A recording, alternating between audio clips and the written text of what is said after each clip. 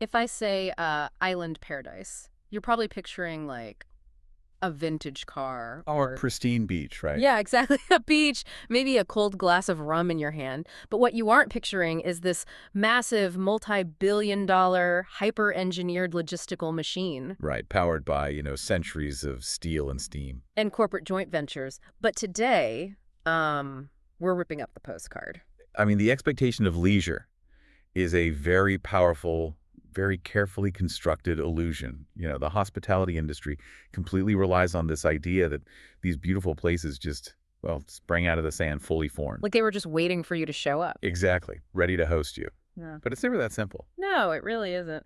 So, welcome back to another deep dive. Today, we are going behind the curtain of one of the most historically fascinating destinations on the planet. We're looking at Cuba. And we're using some incredible excerpts from a text called The Cuban Horizon, a legacy of strategic hospitality. Right. And the mission here is to look at this island not as, a passive vacation spot, but as a high-powered industrial hospitality engine. Which is such a fascinating angle.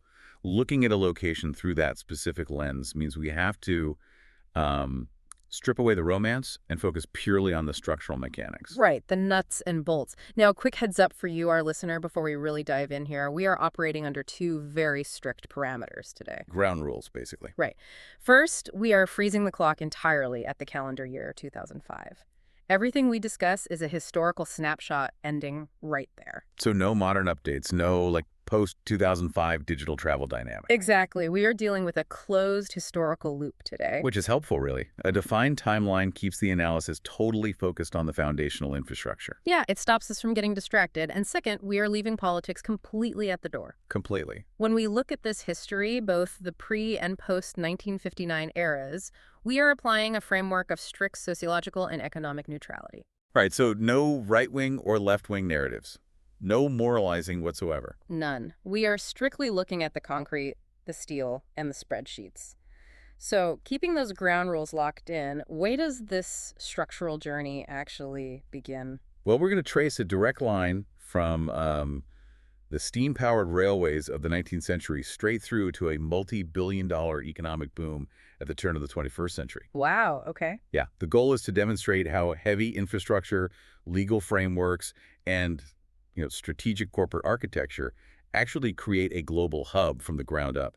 Let's start with those 19th century foundations then. Because the text makes it abundantly clear that this hospitality engine was not initially built for vacationers wearing floral shirts. Definitely not. I mean, the concept of a tourist barely even existed in the mid-1800s. Right, so who was actually going there?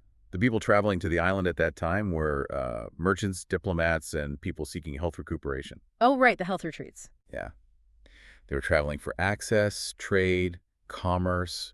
The island was this major nexus for global maritime networks. And accommodating those travelers required serious logistical capability.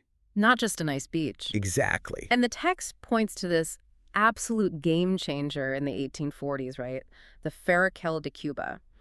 And to really grasp the magnitude of this, you have to look at the global timeline. Oh, for sure. This wasn't just some local, small transit project. No, it was the first railway in Latin America. It was operational a full 10 years before mainland Spain, which was the colonial power at the time, even had domestic rail lines. Which is just wild to think about. 10 years. Yeah, but the underlying mechanism there is key. Heavy rail isn't built for casual sightseers. It requires immense capital. So what was driving that investment? It was usually driven by the need to move massive amounts of agricultural wealth, things like sugar, moving it from the interior directly to the ports. Right, okay. But once you lay down iron tracks to move goods hyper-efficiently, you have incidentally created the exact foundational capacity needed to transport a global elite. You've built the arteries. Exactly. You've laid the groundwork. And those land arteries connected directly to massive maritime arteries, right? The text highlights the arrival of these global transit networks. Specifically, premier steamship lines, like the Royal Mail Steam Packet Company. Right, so you pair iron tracks on land with massive steamships at the ports, and you basically trigger a complete urban transformation. Yeah, Havana shifted from being just a fortified military outpost into what the text describes as the Antillean The metropolis. Antillean metropolis. I love that term. It reminds me of like an early version of the modern airport hub and spoke Oh, system. that's a great comparison. Because before you can build the shiny airport lounges or the luxury resort pools, you have to pour the concrete for the You runways. have to have the capacity first. Right. They weren't building resorts in the 1840s. They were laying down the iron and steam networks that made moving bodies and cargo possible at scale. And setting a logistical precedent was the ultimate outcome of that era. Before a destination can construct luxury hotels, it must first possess the capacity to transport wealthy individuals. And all their stuff. Yeah, and all the imported goods they require. And they need to do it reliably and comfortably. The steamships and railways provided that raw foundational capacity. Building the spokes first is the only way the hub survives long term. Exactly. That foundational capacity just sat there operating and expanding, setting the stage for the next massive leap. Okay, so they've laid down the iron tracks, the steamships are docking, but, I mean, infrastructure alone is just metal and coal. Right. To actually get a wealthy elite to stay, you have to engineer an entire legal ecosystem to protect and cater to them. How do they actually codify that? Well, raw transit networks will only ever result in people passing through. If you want to scale up into an actual industry, you have to institutionalize the hospitality. You have to write the rules of the game. Exactly. Which brings us to 1919 and the official tourist law. The text marks this as a major turning point, like the official birth of the modern industry on the island. But I want to unpack the mechanics of that. How does a single piece of legislation actually build an industry? So before 1919, providing accommodations was largely decentralized. The tourist law formally recognized tourism as a distinct pillar of national wealth. Okay. Once you establish that legal framework, you unlock the ability to issue municipal funding, create specialized zoning laws, standardize service expectations. And basically signal to international investors that their capital is safe. Exactly. You're telling them their money is protected by the state. It changes the risk profile completely. And the geopolitical timing was incredibly strategic, too. Oh, perfectly timed. If you look at the map right after World War I, you have a newly affluent United States sitting just miles away. Right. And Cuba capitalized on that geographic proximity. They used the 1919 legal framework to transition from being just a seasonal winter retreat for the ultra-rich into a permanent year-round cultural hub. And the physical manifestation of that strategy arrived in the late 1920s, right? With the construction of the Carretera Central. The Central Highway, yeah. They Wow. built this massive arterial road network to physically integrate the island. Connecting the ports to the interior, distributing the economic lifeblood. And then, as the anchor to all this structural integration, you get the deployment of flagship luxury assets. Yeah. Like the iconic Hotel National opens its doors in 1930. Yeah, the sequence of events is highly calculated. First, you get the regulatory framework in 1919. Second, the domestic logistical integration via the highway. Right. Third, the deployment of a mega asset like the Hotel National right at the center of this newly engineered network. Wait, hold on. I need to challenge this narrative slightly. Okay, go for it. When I hear descriptions of Havana in the 1930s, the whole Paris of the Caribbean era, I think of jazz clubs, casinos, this organic explosion of music and urban sophistication. Sure, that's the popular image. Are you telling me that vibrant cultural atmosphere was just the byproduct of a highway and a 1919 zoning law? Well, I mean, the cultural talent and the music were entirely genuine, of course. Yeah. But the platform that allowed them to be globally consumed, that was highly engineered. So the vibe was real, but the stage was built for profit. Exactly. The urban sophistication that people romanticize was a direct symptom of the structural groundwork. You do not get the Paris of the Caribbean without the legislative maps that allowed casinos to be licensed, Oh, wow. or the civil engineering that allowed mega resorts to be financed. The culture flourished on a global stage specifically because the logistics allowed it to be monetized. That is wild to think about. The romance, the entire postcard image we have in our heads, is basically just the polished exterior of a very calculated legislative and engineering machine. The architecture of leisure is rarely accidental. Wow. Okay, but what happens when that machine faces a massive system shock? Because we move into 1959, and the text describes the subsequent era as a profound structural reset. Yeah, a complete reorganization of the entire hospitality engine. Let me translate some of the text's terminology here for our listener, just keeping firmly to our economic lens. The text calls this a transition to state-managed domestic recreation models, Right. meaning that the logistical machine didn't vanish, the focus simply shifted. Instead of aiming the infrastructure outward at wealthy foreign elites, the state pointed the machine inward. They repurposed it. Yeah, they repurposed the resorts and transport networks to serve the domestic population and local worker organizations. Because the physical infrastructure, the bricks, the roads, the plumbing, that all remained intact.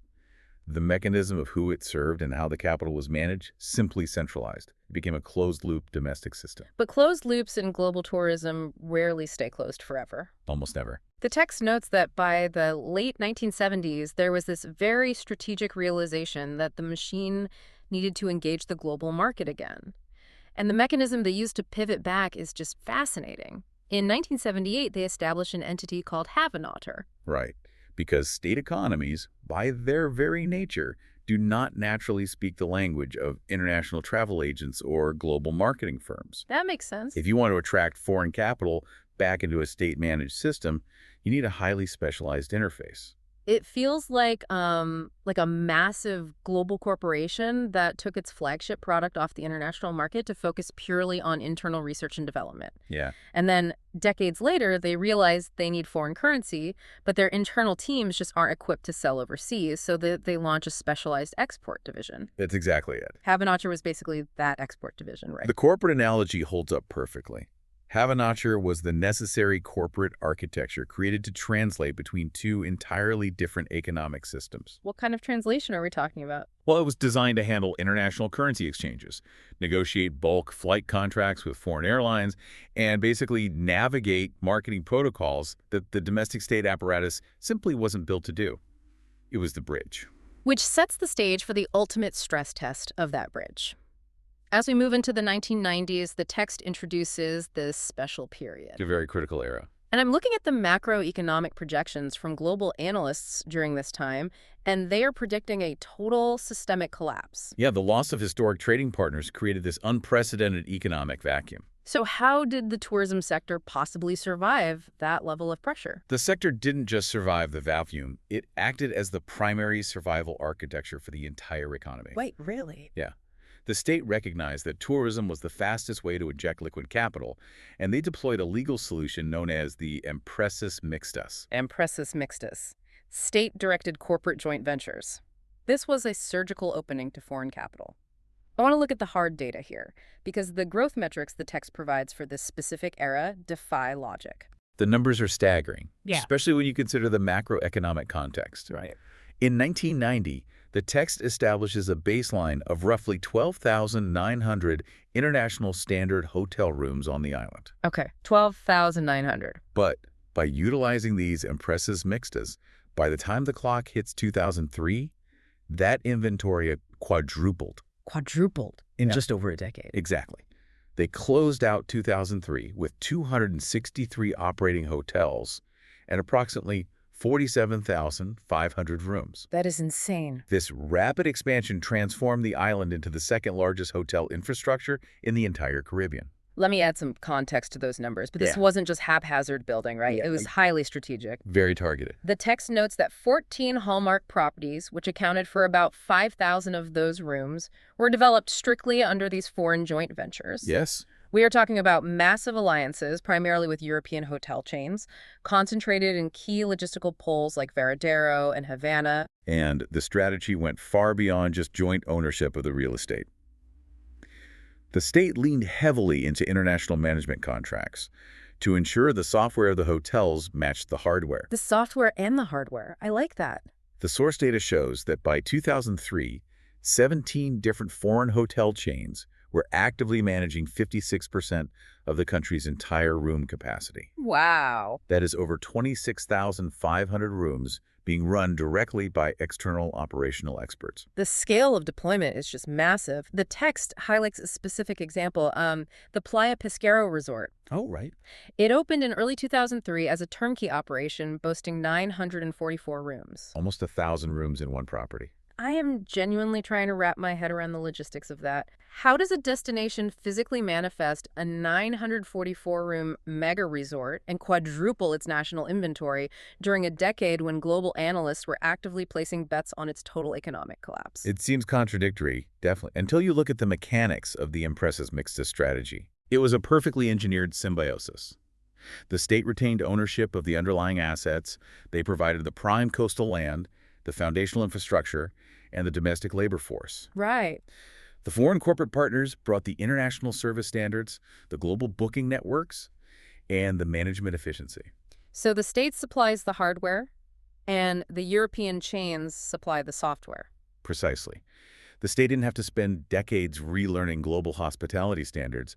They simply imported the management software via these joint ventures and grafted it onto their existing infrastructure. And the economic impact of that symbiosis is undeniable.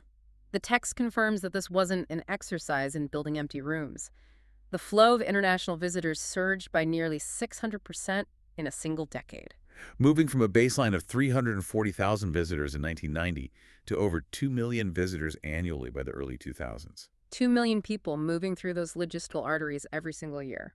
generating $2 billion annually by the turn of the century. 2 billion. Yeah.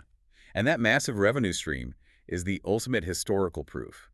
It demonstrates that the sector's intrinsic logistical mechanics could not only withstand immense macroeconomic pressure, but could experience explosive, exponential growth when properly aligned with international standards and foreign capital.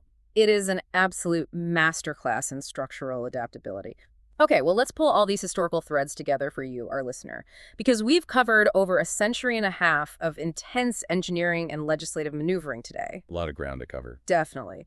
We started way back in the 1840s with the heavy iron tracks of the Ferrocarril to Cuba, laying down the raw capacity to move wealth and merchants before the modern tourist even existed. And we saw how transit networks alone aren't enough, requiring the 1919 tourist law and the Querétaro Central to physically and legally engineer the glamorous Paris of the Caribbean era. Right. Then we navigated the system shock of 1959. The machine was repurposed inward towards state-managed domestic recreation. But instead of letting the global muscle atrophy, they built a corporate bridge in 1978.